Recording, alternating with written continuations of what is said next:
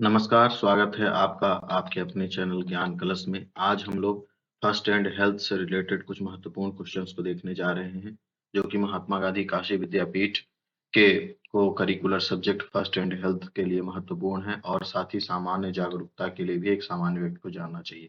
चलिए शुरू करते हैं। तो अभी तक हमने लगभग 60 क्वेश्चंस को सॉल्व कर लिया है। आज हम लोग 40 क्वेश्चन और देखने वाले हैं। तो सबसे पहला क्वेश्चन है, when should you give rescue breathing? कब आपको रेस्क्यू ब्रीदिंग देनी चाहिए? तो इसका सही ऑप्शन है वो है डी है। जब कोई व्यक्ति अनकॉन्शियस हो, अचेतन हो, श्वसन की क्रिया नहीं हो पा रही है, लेकिन उसके पास पल्स है, बट हैज अ पल्स। अगर पल्स है तब आपको रेस्क्यू ब्रीदिंग देना चाहिए, अगर पल्स नहीं है तब आपको सीपीआर देनी चाहिए। ठीक है, नेक्स्ट क्वेश्चन देखते हैं। What would you do if a victim has a body part torn और कट ऑफ? मतलब अगर किसी व्यक्ति का कोई बॉडी पार्ट जो है कट गया है, कट के अलग हो गया है, जैसे उंगली कट गई है, वो अलग हो गई है, तो आपको क्या करना है? तो इसका जो सही ऑप्शन है वो डी है, ऑल ऑफ द अबव। सभी चीजें आपको करनी है। क्या क्या? Wrap severe body part in sterilize gauze. मतलब स्टेरलाइज गॉज में आपको क्या करना है? उसके बॉडी पार्ट को रखना है ना। स्टेरलाइज मतलब होता है कि जो माइक्रो ऑर्गेनिज्म से फ्री हो। Place in a plastic bag, plastic bag में रख लीजिए जो कि साफ स्वच्छ हो। प्लास्टिक बैग को किस पे रखना है? On ice and take it to the hospital with victim. मतलब उसको प्लास्टिक बैग में रख के हॉस्पिटल ले जाना है विक्टिम के साथ। ठीक है, नेक्स्ट क्वेश्चन देखते हैं। What would you do for a victim who has internal bleeding? अगर किसी व्यक्ति को इंटरनल ब्लीडिंग हो रही है तो आपको क्या करना है? इसका जो सही ऑप्शन है सी है, both hand and B. Keep the victim quiet and lying down. मतलब उस व्यक्ति को आपको शांत रखना है और उसको लेटा देना है। Bend knees to make them comfortable. उसके घुटनों को क्या करना है? जैसे अगर उसको आरामदायक घुटने मोड़ के लग रहा है तो उसको घुटने को क्या करना है? बेंड कर देना है। ठीक है, इंटरनल ब्लीडिंग में। नेक्स्ट क्वेश्चन देखते हैं 64। To care for a victim with a sucking chest wound, you would chest 64 का बी। तो ये सकिंग चेस्ट वाउंड का मतलब है कि छाती पे ऐसा घाव हो जाना, है ना, जिससे हवा जो है निकल रही है ना, छाती से हवा निकल रही है, या आर पार कोई ऐसा घाव हो जाना। तो आपको उस स्थिति में क्या करना है? इसका जो सही ऑप्शन है वो है B. Cover the mount with a dressing that doesn't allow air to pass through. मतलब आपको एक ड्रेसिंग से उस बाउंड को, घाव को कवर करना है जिससे कि एयर पास ना हो। साथ ही में आप क्रेडिट कार्ड, फोन आदि का भी प्रयोग कर सकते हैं अगर इमरजेंसी सिचुएशन है। क्रेडिट कार्ड है ना, इतना बड़ा होता है, तो आप छाती के पास लगाइए, उस पर टेप मार दीजिए। अब तीन ही तरफ टेप मारना है, एक तरफ छोड़े रहना है जिससे कि हवा जो है पास होती रहे। ठीक है ना। Next question. Internal bleeding can be caused by. Internal bleeding किसके कारण हो सकती है? All of the above. Injury के कारण हो सकती है, इलनेस के कारण हो सकती है, मेडिकेशन। मेडिकेशन मतलब दवाई लेना, बहुत ज्यादा दवाई लेना। बहुत लोग होते हैं बात बात पे दवाई लेते रहते हैं, जिस कारण भी इंटरनल ब्लीडिंग हो जाती है।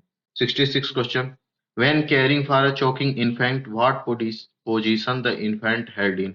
अगर किसी बच्चे को चोकिंग है, मतलब उसका गला जो है अवरुद्ध हो रहा है, जिससे श्वसन क्रिया नहीं हो पा रही है, तो उसको किस पोजीशन में रखना है? तो इसका सही ऑप्शन है C, face down on your forearm with head lower than the body. मतलब उसके फेस को आप अपने हथेलियों की तरफ करेंगे और उसका जो सर है वो उसके बॉडी की तुलना में नीचे की तरफ रहेगा।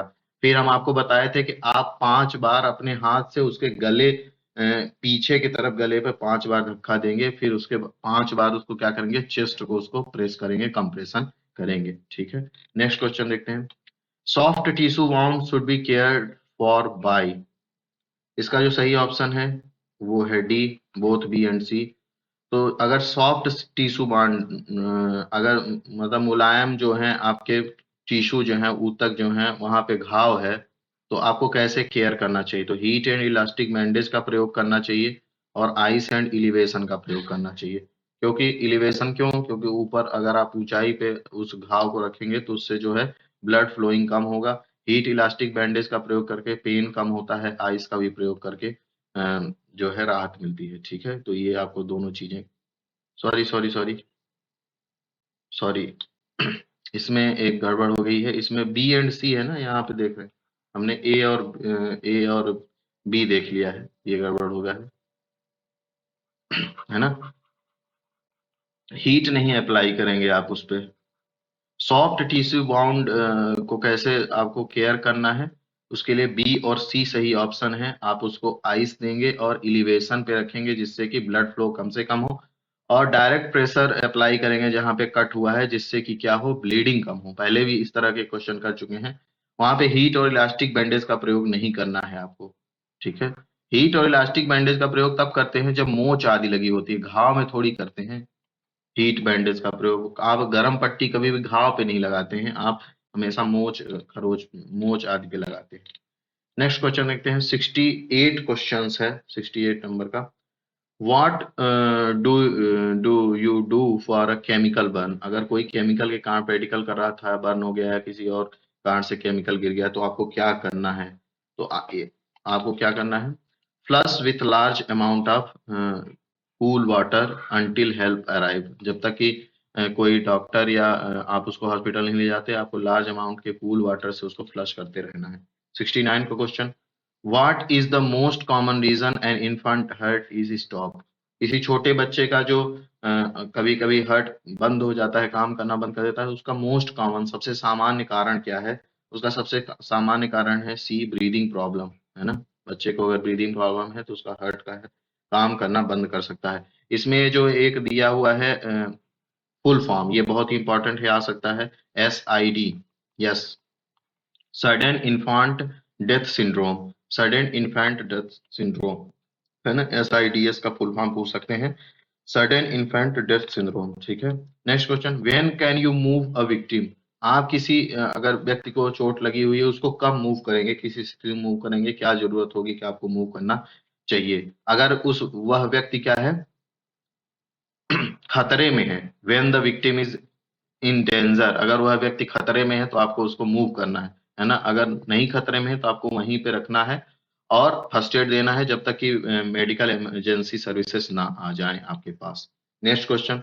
What do you do for a victim who has a bleeding injury to mouth and you are sure that there is no head, neck और स्पाइन इंजरी। मतलब अगर किसी व्यक्ति को मुंह मुंह में ब्लीडिंग इंजरी है, मुंह में इंजरी हो गई है जिससे ब्लीडिंग हो रही है, लेकिन आपको ये भी क्लियर है कि उसके हेड, नेक या स्पाइन में कोई इंजरी नहीं है, तो आपको उस स्थिति में क्या करना चाहिए। तो उस स्थिति में आपको क्या करना चाहिए, आइदर ए और सी, या तो ए करिए या तो सी करिए। ए में क्या दिया हुआ है, keep victim seated with head tilted slightly forward. जैसे कि जब नोज ब्लीडिंग में आपको क्वेश्चन पढ़ाए थे हम, तो उसमें बताए थे कि आपको उसके सर को सामने की तरफ थोड़ा सा फॉरवर्ड करना है, ना कि बैकवर्ड। यहाँ पे फॉरवर्ड शब्द याद रखिएगा, यहीं पे अगर चेंज कर देंगे बैकवर्ड तो ये गलत हो जाएगा, ये फॉरवर्ड सही है। या तो आप ऐसा कीजिए, उसको स्लाइटली थोड़ा फॉरवर्ड कर दीजिए, या तो have the victim lie down on their side, है ना। उसको क्या करना है, लेटा देना है व्यक्ति को उसके अपने साइड में, जिधर उसको क्या हो, आराम मिल रहा हो उधर। बैकवर्ड नहीं करना है, उसके हेड को टिल्टेड बैकवर्ड नहीं करना है, ये गलत है। नोज ब्लीडिंग में भी ये नहीं करना होता है, आपको फॉरवर्ड ही करना होता है। 72 क्वेश्चन देखते हैं। What is more serious. 70 question, what is more serious, है ना। तो इसका जो सही ऑप्शन है वो है ए, हीट स्ट्रोक। सबसे ज्यादा खतरनाक होता है हीट स्ट्रोक, ठीक है ना। हीट क्रैम्प्स जो हैं ये माइल्ड होते हैं, है ना। हीट क्रैम्प्स जो हैं ये क्या होते हैं, माइल्ड होते हैं, और हीट स्ट्रोक जो है मोस्ट सीवियर होता है। कल के लेक्चर में इस पे बात किए थे। तो मोस्ट मोर सीरियस कौन है, हीट स्ट्रोक। 72 क्वेश्चन हो गया। 73 क्वेश्चन चलते हैं। To encourage people to help other in emergency situation, most states have enacted laws which protect you as a rescuer from being sued. This is called, मतलब ये कहना चाह रहा है कि बहुत सारी स्टेट्स ने ऐसे कानून बनाए हैं कि मान लीजिए कोई व्यक्ति किसी दूसरे व्यक्ति की मदद करता है, तो मदद करने के बावजूद भी उस पर कोई भी कार्यवाही ना हो कि उसको आरोप लगा दिया जाए कि नहीं तुमने एक्सीडेंट किया है, ये सब क्यों तुम लेके आए, है ना। ये सब उसके ऊपर आरोप ना लगे, तो इसको क्या कहते हैं, तो इसको कहते हैं द गुड समैरिटन लॉ, है ना। इंडियन गुड समैरिटन लॉ है जिसको की ministry of road transport and highways ने मई 2015 में भारतीय गजट में, भारत का जो गजट है उसमें प्रकाशित किया है, ठीक है ना। और एक तरह का क्वेश्चन ये क्वेश्चन बहुत महत्वपूर्ण है, आपसे पूछा जा सकता है कि इंडियन गुड समैरिटन लॉ जो है किस मिनिस्ट्री ने बनाया है? Ministry of road transport and highway, सड़क परिवहन और राजमार्ग मंत्रालय, और मई 2015 में इसको क्या किया गया? गजट में प्रकाशित किया गया है। नेक्स्ट क्वेश्चन 74 है, sign of signals of head and spine injuries are, मतलब सर में और रीढ़ की हड्डी में अगर इंजरी होती है तो उसके क्या आपके लक्षण देखने को मिलेंगे? इसका जो सही ऑप्शन है डी है, both hand and B. Blood और अदर फ्लूइड इन ईयर और नोज, मतलब कान और नाक में ब्लड या अदर कोई फ्लूइड जो है, लिक्विड जो है वो आ सकता है, आपको दिखाई दे सकता है। और अनयूजुअल बम्प्स और डिप्रेशन ऑन हेड और ओवर द स्पाइन, मतलब आपके हेड सर पे या आपके रीढ़ की हड्डी पे जो है धक्का या धक्का की तरह महसूस होगा, या डिप्रेशन हो सकता है अगर किसी व्यक्ति को वहां पे सर पे अगर धक्का टाइप का लग रहा है, उसको महसूस हो रहा है कोई धक्का दे रहा है, या उसके स्पाइन पे ऐसा लग रहा है, तो उससे पता चल जाना चाहिए कि उसको हेड या स्पाइन इंजरी है। Next question, shock is a condition where, shock is a condition where, इसका सही ऑप्शन है C, the circulatory system fails to deliver blood to all part of body. शॉक में क्या होता है कि आप ब्लड लॉस ज्यादा हो जाता है, और साथ ही में जो सर्कुलेटरी सिस्टम है वो भी क्या करता है, ब्लड को सही से जो है बॉडी पार्ट्स तक नहीं पहुंचा पाता है, जिसके कारण शॉक की कंडीशन डेवलप होती है। ठीक है। 76 question, a boy on the bus goes into diabetic shock, what do you do, है ना? तो यहाँ पे महत्वपूर्ण है कि डायबिटिक शॉक क्या है, सबसे पहले उसको बारे में जाने। तो डायबिटिक शॉक मतलब इसको और कई नामों से जाते हैं, इंसुलिन शॉक, है ना, इंसुलिन शॉक, हाइपोग्लाइसेमिक शॉक। इसमें क्या होता है कि ब्लड शुगर जो है बहुत ज्यादा कम हो जाता है, ब्लड शुगर कम हो जाता है, ब्लड शुगर कम, आपको पता है कि ब्लड में ग्लूकोज फ्रुक्टोज ये सब होता है, शुगर होता है ना? तो ब्लड शुगर क्या होता है, डायबिटिक शॉक में बहुत कम हो जाता है। तो आपको क्या प्रयास करना होगा कि ब्लड शुगर बढ़ाना होगा। तो अगर किसी व्यक्ति को डायबिटिक शॉक है, ब्लड शुगर कम हो गया है, तो आपको ऐसी चीजें देनी देनी है कि जिनमें शुगर ज्यादा हो। तो आपको क्या करना है, इसका जो सही ऑप्शन है वो डी है, मेक हिम कंफर्टेबल, उसको आरामदायक स्थिति में लाइए, give him an non diet drink candy और something with sugar in it, मतलब आप उसको नॉन डाइट ड्रिंक दीजिए और साथ ही में उसको क्या दीजिए, ऐसी चीजें दीजिए जिसमें शुगर हो, है ना? जैसे इसमें दो तरह के ड्रिंक है, नॉन डाइट है और एक है डाइट ड्रिंक। जैसे नॉन डाइट और डाइट में क्या अंतर हो सकता है, ऑन डाइट वर्सेस डाइट। जैसे मान लीजिए आप रेगुलर सोडा पीते हैं, रेगुलर सोडा, रेगुलर सोडा, ठीक है, जिसमें लॉट्स ऑफ शुगर होता है ना, बहुत ज्यादा शुगर होता है रेगुलर सोडा में।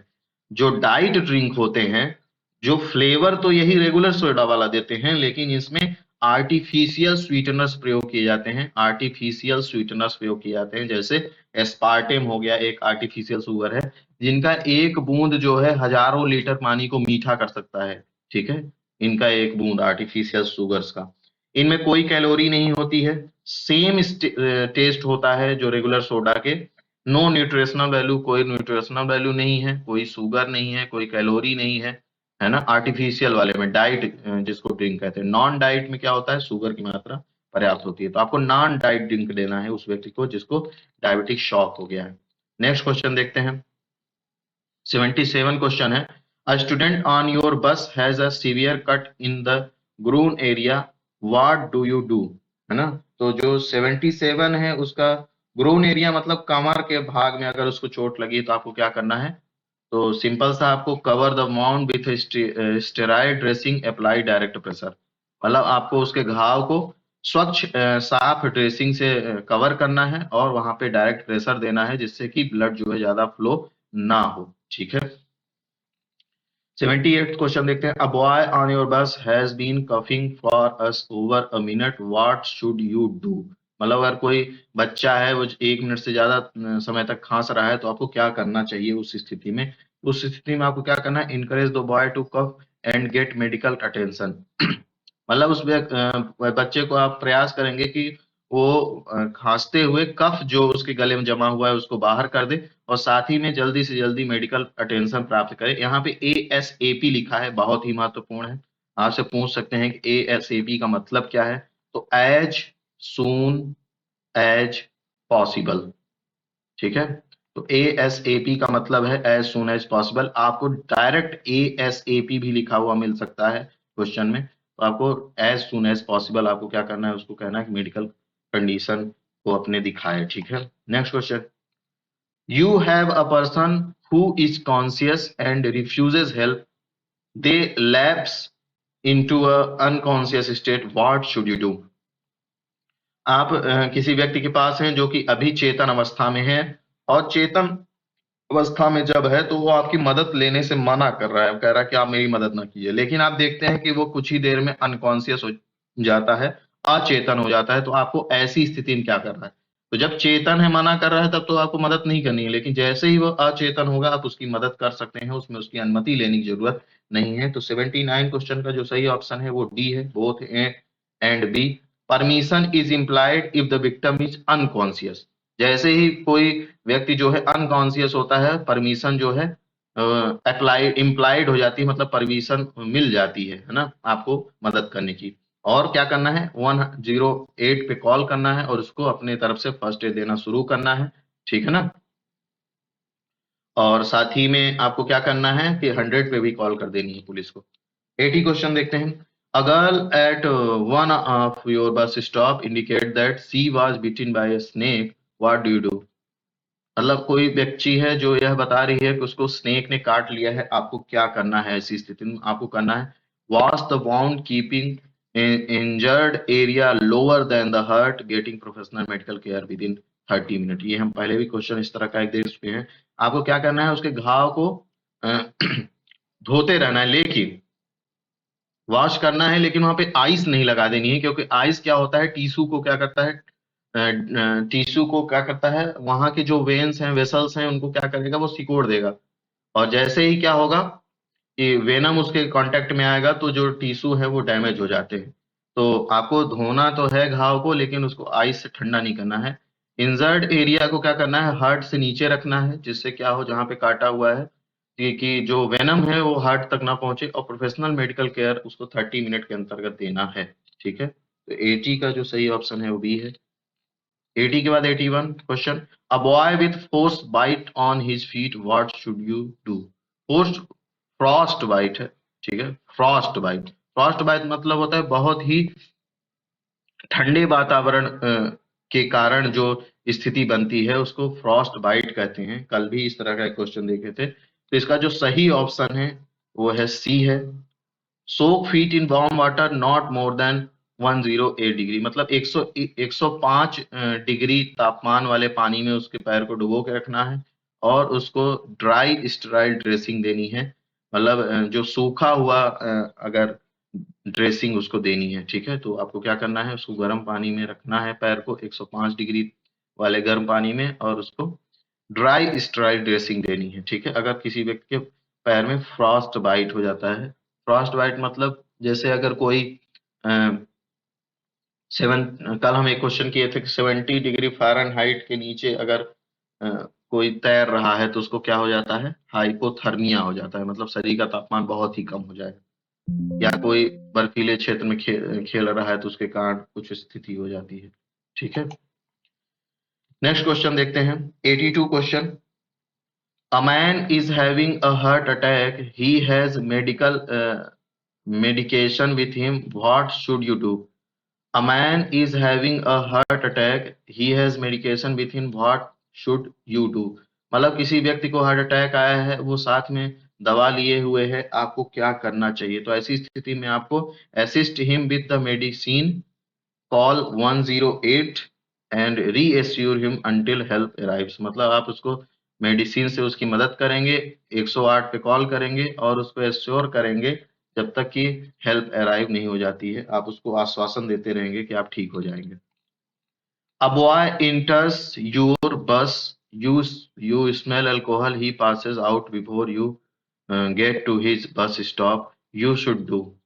अगर कोई व्यक्ति आ रहा है, बस में चढ़ रहा है, आप देखते हैं कोई अल्कोहल पिया हुआ है, आपको पता चलता है, और वह उसके बस स्टॉप आने के पहले ही उतर जाता है, तो आपको ऐसी स्थिति में क्या करना है, आपको बस को रोकनी है और उसकी सांस को, पल्स को रोकना है और यहाँ 911 नहीं होगा, 108 या 100 को कॉल करना है आपको, है ना, ऐसी स्थिति में। नेक्स्ट क्वेश्चन देखते हैं 84। A girl has her tooth knocked out and she has found the tooth. Which is the best action to take? कल भी एक ऐसा सेम टू सेम क्वेश्चन किए थे कि अगर किसी व्यक्ति का दांत जो है ब्रेक हो जाता है और वह उसको मिल जाता है, टूट जाता है, तो आपको ऐसी स्थिति में क्या करना है? तो ऐसी स्थिति में आपको place the tooth in the closed container of cold milk और water until she reaches the dentist. ठीक है, मतलब आपको उसको सही से ठंडे दूध या पानी में रखना है बंद कंटेनर में जब तक कि वो डेंटिस्ट के पास ना पहुंच जाए। नेक्स्ट क्वेश्चन है 85। A girl is not breathing but has a pulse, what would you be the best course of action? तो 85 को B, call 108 and begin rescue breathing. CPR नहीं करना है क्योंकि पल्स चल रही है, जब पल्स नहीं चलेगी तब सीपीआर करेंगे, ठीक है ना। तो अगर पल्स चल रही है और सांस नहीं आ रही है तो आप रेस्क्यू ब्रीदिंग करेंगे, अगर और क्या करेंगे, एम्बुलेंस को कॉल कर लेंगे। Next question, where would you check the pulse on 12 year old boy? अगर 12 साल का कोई बच्चा है तो आप उसका पल्स कहाँ पे चेक करेंगे? At the side of neck, मतलब गले के पास से चेक करेंगे, ठीक है ना। जैसे गले पे रख के दो उंगलियां चेक करते हैं पल्स को, वैसे ही आप चेक करेंगे। A boy has his finger severed off, what action would, what action what action would be the best? ठीक है, तो what a boy has his finger severed off, what action would be the best? तो 87 का जो सही option है, इसमें ये पूछना चाह रहा है कि अगर किसी बच्चे का जो फिंगर है वो कट के अलग हो गया है तो आपको कौन सा सही जो है कदम लेना है? तो 87 का जो सही ऑप्शन है वो बी है, ठीक है। Wrap the severe finger in sterilize gauze, place it in a plastic bag, put the bag on ice transport. इस तरह का क्वेश्चन अभी एक किए हैं कि आपको उसके जो कटी हुई फिंगर है उसको स्टेराइज गॉज में रखना है और प्लास्टिक बैग में रख के आपको आइस बैग के साथ उसको ट्रांसपोर्ट करके ले जाना है, ठीक है।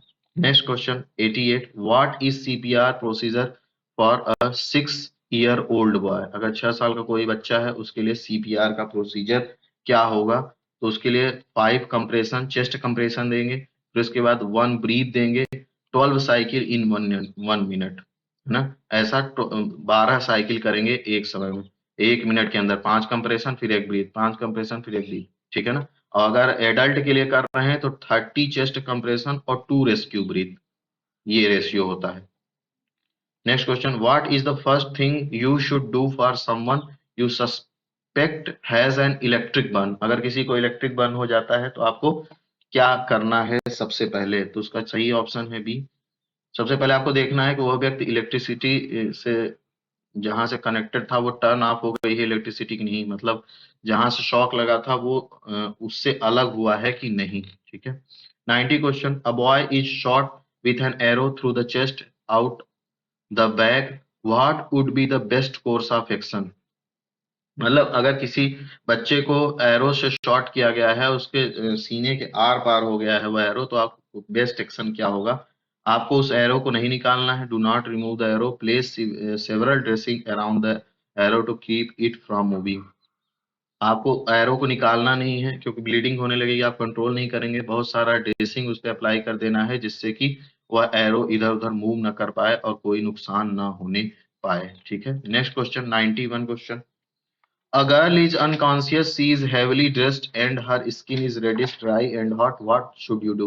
मतलब कोई लड़की जो है अचेतन अवस्था में है, उसने बहुत ही हैवी ड्रेस किया है, मतलब बहुत ही जो टाइट है और उसका शरीर जो है लाल पड़ रहा है, सूखा हो रहा है और उसका शरीर का तापमान बढ़ रहा है। आपको क्या करना है ऐसी स्थिति में? ऐसी स्थिति में आपको check for breathing and pulse, उसकी चेक पल्स, अगर पल्स नहीं चल रही है तो सीपीआर देंगे, पल्स चल रही है ब्रीदिंग नहीं है तो आप रेस्क्यू ब्रीदिंग करेंगे और एम्बुलेंस बुलाएंगे और उस बच्ची को, मतलब जो उसका शरीर गर्म हो रहा है तो आप उसको खुले हवा में ले जाएंगे या पंखे के नीचे रखेंगे जिसका उसका शरीर का तापमान कम हो और उसके कपड़े को किसी की मदद से या खुद ही क्या करेंगे, ढीला करने का प्रयास करेंगे जिससे कि वो टाइट कपड़े ढीले हो जाएं और उसको जो दिक्कत हो रही है वो ना होने पाए। नेक्स्ट क्वेश्चन 92 क्वेश्चन है, a boy has a sliver in his eye you should, मतलब किसी बच्चे की आंख में कांटा लग गया है या कांटा गड़ गया है, आपको क्या करना है, या कुछ भी गड़ गया है तो आपको क्या करना है ऐसी स्थिति में? Leave the sliver in and call for help. आप इस स्थिति में कुछ नहीं कर सकते, आपको तुरंत उसको मेडिकल के लिए ले जाना होगा और एम्बुलेंस को कॉल कर लीजिए, पुलिस को कॉल कर लीजिए आदि, ये कर सकते हैं आप। 93 question. You're driving your route and you come across a victim lying in the middle of the road that appears to be unconscious. You should, मतलब आप वाहन चला रहे थे, आप सड़क पे देखते हैं कि कोई व्यक्ति बीच में लेटा हुआ है और वो अचेतन अवस्था में है, आपको इस अवस्था में क्या करना चाहिए? तो आपको इस अवस्था में चले नहीं जाना है, आपको pull the bus safety to the side of the road. अब हमारे यहाँ तो नहीं है, लेकिन विकसित देशों में होता है कि एक ऐसा सेफ्टी साइड रहता है जिसको आप पुल कर देंगे तो वहां पे क्या होगा, एक ऐसा साइन बनने लगेगा कि अभी वाहन यहाँ पे न जाए, और आप उसको ड्रैग करके खींच करके रोड के साइड में लाएंगे और एम्बुलेंस को कॉल कर देंगे। हमारे यहाँ ऐसी स्थिति नहीं है, आपको खुद ही रोक के वाहनों को उसको साइड करना होगा। 94 question. When performing CPR on child, how deep should the chest compression? CPR में पहले चेस्ट कंप्रेशन देते हैं, फिर उसके बाद रेस्क्यू ब्रेथ देते हैं। तो चेस्ट कंप्रेशन कितना होना चाहिए चाइल्ड के लिए? तो ये जो है 1.5 इंच होना चाहिए। 1 इंच में 2.5 सेंटीमीटर लगभग होते हैं, तो 1.5 इंच में लगभग 3.75 सेंटीमीटर मतलब आपको कंप्रेशन देना है उसके चेस्ट को। ठीक है। 95 question. When performing CPR on adult, how deep should the chest compression? ठीक इसी तरह एडल्ट में अगर चेस्ट कंप्रेशन कर रहे हैं तो एडल्ट में 30 चेस्ट कंप्रेशन और 2 रेस्क्यू ब्रीथ, और जो चाइल्ड होता है उसमें 5 जो है चेस्ट कंप्रेशन और 1 रेस्क्यू ब्रीथ देते हैं। तो इसमें आपको कितना 95 का जो सही ऑप्शन है वो बी है। 2 इंच जो है उसके चेस्ट कंप्रेशन देना है। 2 इंच मतलब लगभग 5 सेंटीमीटर हो जाए, क्योंकि 1 इंच में कितना होता है 2.5 सेंटीमीटर होता है। ठीक है। 96 क्वेश्चन देखते हैं। A first aid responder should move a victim when, तो इसका जो सही ऑप्शन है बी डी है। ए और बी स्थिति में it would make it easier to administer first aid, मतलब आपको किसी विक्टिम को तभी मूव करना है जब आप उसको अच्छे से फर्स्ट एड दे पाए, उस अगर मूव कर लेते हैं तो, और अगर डेंजरस पोजीशन में है तो भी आपको मूव कर देना है। ठीक है। तो इन दोनों स्थितियों में आपको मूव करना है। 97 क्वेश्चन है। There are 3 basic step you can take in an emergency. आप को इमरजेंसी में 3 बेसिक स्टेप हैं जिनको फॉलो करना चाहिए, वो कौन से हैं? वो हैं check, call, care, triple C, है ना? आपसे डायरेक्ट पूछ सकते हैं कि 3 सीज का मतलब क्या है? 3 सीज का क्या मतलब है इमरजेंसी केयर में? तो चेक, कॉल, केयर। चेक करना है ना, कि उसको क्या समस्या है, फिर आपको एम्बुलेंस को कॉल करना है, उसको बताना है, और उसकी तब तक क्या करनी है, फर्स्ट एड देनी है, फर्स्ट एड को आपको प्रदान करना है। तो चेक कीजिए, कॉल कीजिए, और उसकी तब तक क्या कीजिए, केयर करते लगिए, केयर करते रहिए है 3 सीज। 98 क्वेश्चन देखते हैं। You approach a victim that is unconscious and wearing a medical alert tag indicating a diabetic condition, you would, मतलब आप किसी अचेतन व्यक्ति को देखते हैं, उसको कोई समस्या है और आप देखते हैं कि उसके पास एक मेडिकल टैग उसके लगा हुआ है जो यह बता रहा है कि उसको डायबिटिक कंडीशन है, तो आपको इस अवस्था में क्या करना है? तो इस अवस्था में आप सबसे पहले उसकी विक्टिम की पल्स और ब्रेथ देखेंगे। अगर पल्स चल रही है तो ठीक है, आप उसको रेस्क्यू ब्रीदिंग देंगे, और पल्स नहीं चल रही है तो आप उसको सीपीआर देंगे। एडल्ट है तो 30 चेस्ट कंप्रेशन और 2 रेस्क्यू ब्रेथ, सीपीआर। 99 क्वेश्चन देखते हैं। An 8 year old child is unconscious and the airway is blocked, you should. 8 year का कोई बच्चा है जो कि अनकॉन्शियस है, अचेतन है, और उसके एयरवेज ब्लॉक है, मतलब श्वसन तंत्र उसका ब्लॉक है। आपको क्या करना है ऐसी स्थिति में? आपको क्या करना है, गिव एब्डोमिनल थ्रस्ट, आपको उसके पेट में थोड़ा धक्का देना है ना, जिससे एयरवेज क्या हो, ब्लॉक है वो ओपन हो जाए। 100 क्वेश्चन है, लास्ट क्वेश्चन है। A victim is coughing up blood with bleeding from the mouth and is tender in the abdomen, pulse is weak and rapid, the victim is having sign of, मतलब अगर किसी व्यक्ति को जो है खांसने के साथ ब्लीडिंग आ रही है मुंह से, और उसका जो पेट है उसमें क्या है, स्वेलिंग टाइप का लग रहा है, पल्स उसकी कमजोर है ना, तो इस अवस्था में आपको किसका साइन मिल रहा है? तो इस अवस्था में आपको इंटरनल ब्लीडिंग पता हो जानी चाहिए, क्योंकि इसको खांसी के साथ ब्लड आ रहा है, उसके पेट में भी स्वेलिंग है, और पल्स भी वीक और तेज हो रही है बीच में, मतलब रैपिड चेंज हो रहा है चीज़ों में, तो आपको क्या करना है, इंटरनल ब्लीडिंग पता हो जाएगी। इस अवस्था में आप कुछ नहीं कर सकते हैं, आपको जल्दी से एम्बुलेंस बुलानी है, पुलिस बुलाना है और आपको उसको हॉस्पिटल लेके जाना है, ठीक है? तो ये क्यों हो जाता है? क्योंकि ऑर्गन्स अगर ब्लॉक हो जाएँ, ट्विस्ट हो जाएँ तो उसके कारण क्या होता है, टेंडरनेस आ जाती है, इन्फ्लेमेशन आ जाता है पेट में, है ना? अगर ब्लॉक हो गया और ब्लॉक हो गया या क्या हो गया, ट्विस्ट हो गया, ठीक है? तो इस तरह हमने आज 40 क्वेश्चन देखे हैं, बहुत ही महत्वपूर्ण एमसीक्यू है, ठीक है? बहुत-बहुत देखने के लिए धन्यवाद, जुड़े रहिए, लाइक कीजिए, सब्सक्राइब कीजिए, कमेंट कीजिए, शेयर कीजिए। बहुत-बहुत धन्यवाद जुड़ने के लिए।